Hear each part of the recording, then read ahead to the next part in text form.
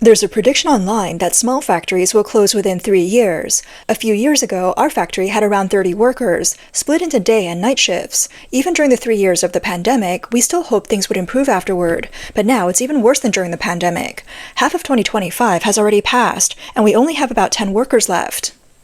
On July 30th, a female factory owner shared her struggles, saying that business is really tough. There are not many orders, and the machinery in the factory, which was purchased with a significant investment, still has outstanding loans. If things don't improve, it'll just be scrap metal. A blogger compared the current situation of factories in China, India, and Vietnam, stating that Chinese manufacturing is no longer popular worldwide. What's really wrong with our manufacturing industry? Take factories in Vietnam, for example. Their orders are already booked until the end of the year. Factories in India are even more extreme, with orders booked until next summer. But here, many people can't even find work. The reason people can't find jobs is because domestic manufacturing orders have declined. It used to be common to find made in China products in overseas supermarkets, but now it's mostly made in Vietnam or made in India. Why are these countries producing more and more, while our country's production is decreasing? Now, many workers complain that they can't make money, can't find jobs, and blame their bosses. But the truth is, many bosses are struggling too. They've had to sell their homes and max out their credit cards just to keep the business running. But the factory still has no orders. Life will only get harder for everyone in the future. Manufacturing blogger Mr. Zhao predicted that 70% of factories will shut down. Less than a third of the businesses that survive. That's my own prediction. He believes that the remaining 30% of businesses are still at risk. The final round of restructuring is a battle between capital and capital. In the future, it will no longer be about asset competition between companies, but rather competition between supply chains. A blogger pointed out that due to severe overcapacity, a nationwide production cut storm is approaching. Things are getting critical. This production cut storm is about to sweep across all industries nationwide. The data from the automotive and steel industries are heartbreaking. In the first half of the year, the profits from selling 30 million Chinese cars didn't even match the profits of just one Toyota factory. Last year, the combined profits of China's four most profitable steel companies didn't even reach the level of one Japanese steel manufacturer. We're now seeing the Ministry of Industry and Information Technology introducing a major reform, focusing on eliminating outdated production capacity in key sectors like steel, non-ferrous metals, petrochemicals, and construction materials. This is going to impact industrial growth across the country, and a huge storm is on the horizon. That's why recently we saw photovoltaic giants announce a collective 30% production cut, and steel and cement industries have also started reducing production. Behind this is a massive overcapacity in national industries. In the second quarter of this year, the capacity utilization rate for industries above the designated size nationwide was only about 74%. Internationally, a capacity utilization rate of 80 to 85% is considered normal. A rate below 75% indicates serious overcapacity. The second quarter capacity utilization rates for China's manufacturing sector were 74%, mining at 72.7%, automotive manufacturing at 71.3%, and food manufacturing at 69.1%. There is an oversupply, with too much production. This is why we're seeing frantic price wars across industries, driving profits into the ground. The European Union has repeatedly criticized China for over-subsidizing manufacturing and dumping excess capacity cheaply in Europe. On July 24th, Chinese Premier Li Qiang met with EU leaders in Beijing and denied the existence of a subsidy policy, claiming China wouldn't waste fiscal funds to subsidize products sold to foreigners. This statement sparked ridicule from commentators. Independent commentator Xian Yang pointed out that Li Qiang knows full well that China's low-cost competition model has led to low profits for businesses, weak income and consumption for residents, and a lack of domestic demand.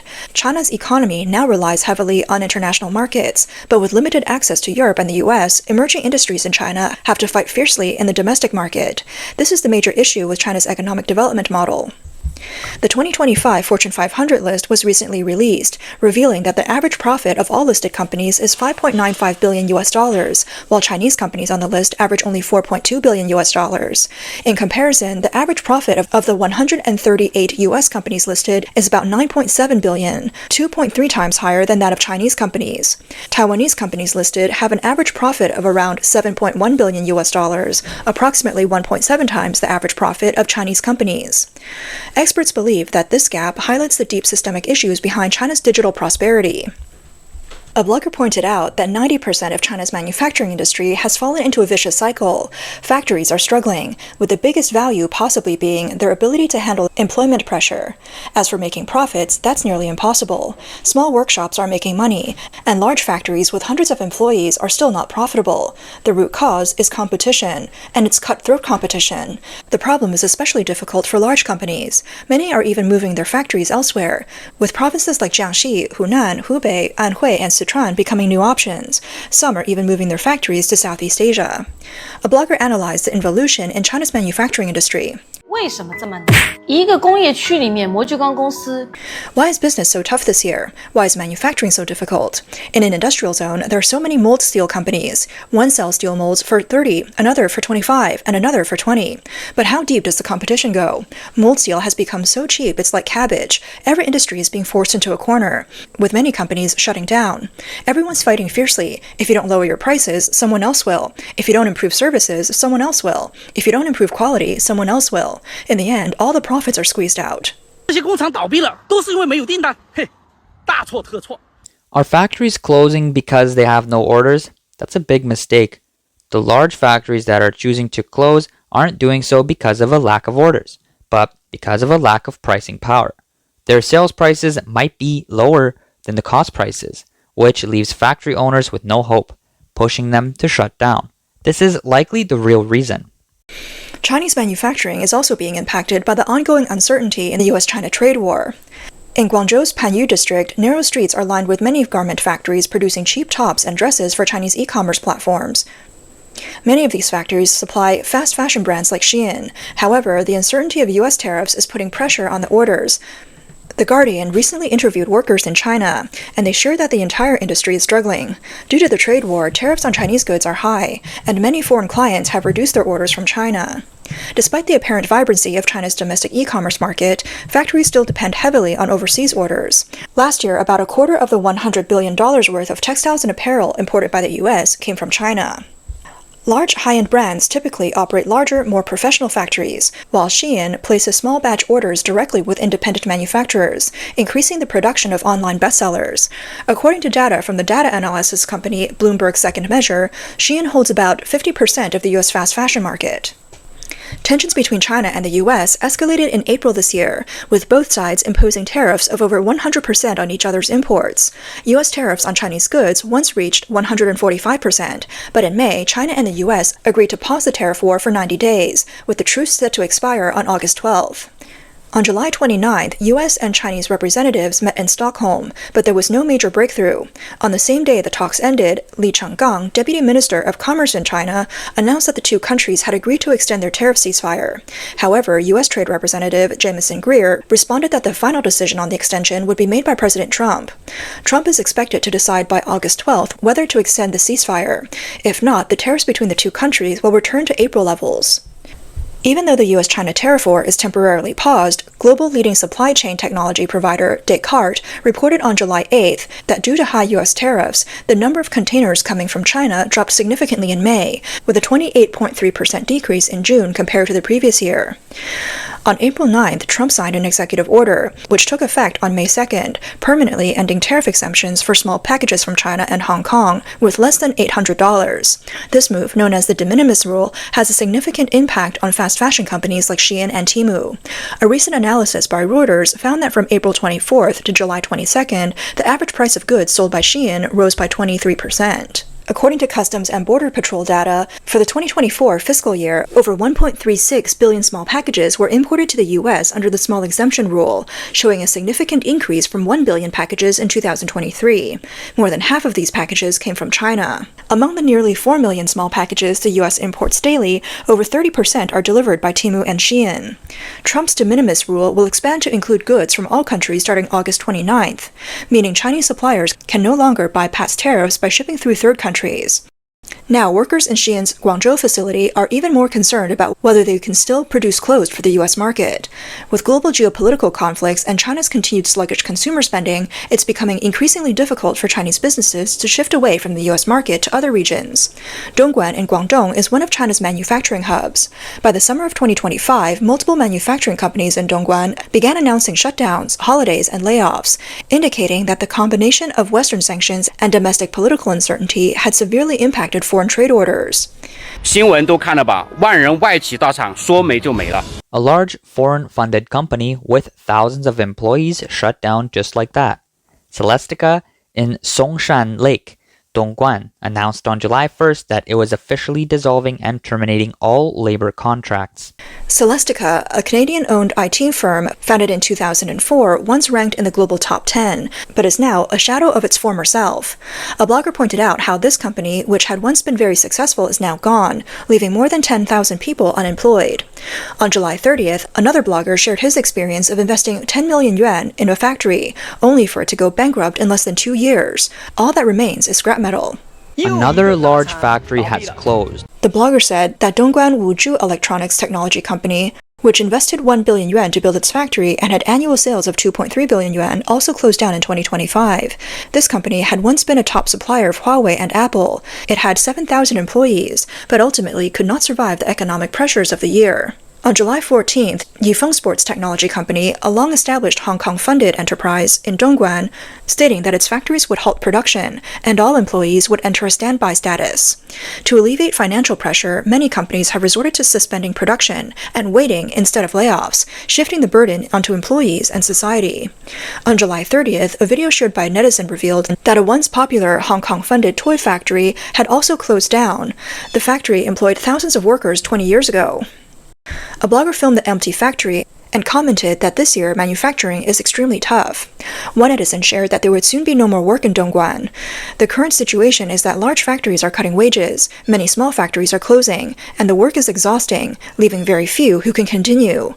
On July 31st, a netizen posted about the closure of another factory, saying that Dongguan Wanli Da Heat Treatment Company, which had been in business for 20 years, also announced that it was shutting down. On July 25th, a blogger shared insights into the current state of Dongguan's manufacturing industry. Dongguan, once the leading city for domestic manufacturing, is now a shadow of its former self. Since 2021, thousands of companies close every year, and the number keeps growing. Just last month, Celestica announced its closure, and who knows how many small factories will be affected. While new companies are still emerging each year, they can't keep up with the number of closures. The era of manufacturing profits in China is gone and won't return. The production crisis is not limited to Dongguan. According to official data from Guangzhou, from January to May 2025, a total of over 72,000 companies were deregistered, with an average of 482 closures per day. On July 18th, a furniture company in Foshan called Rizzoli Home announced it was suspending production due to a sharp drop in orders. On July 22nd, another well-established electronics part factory, Xinlong Technology, also shut its doors. On August 3rd, a man who operated a lighting factory said, The factory finally closed down. It's been so exhausting. On July 30th, Shenzhen Longtai New Materials Technology Company also announced its closure. Professor Seng Guoxiang from the Department of International Affairs and Business at Nanhua University in Taiwan noted that the pause in the trade war hasn't stopped the wave of factory closures in the Pearl River Delta. This shows that tariffs have caused a structural blow to China's export and manufacturing, and the impact is continuing to escalate. U.S. economist Davy J. Wong pointed out that the pause in the trade war is more of a temporary technical respite from high-level negotiations rather than a substantial structural improvement.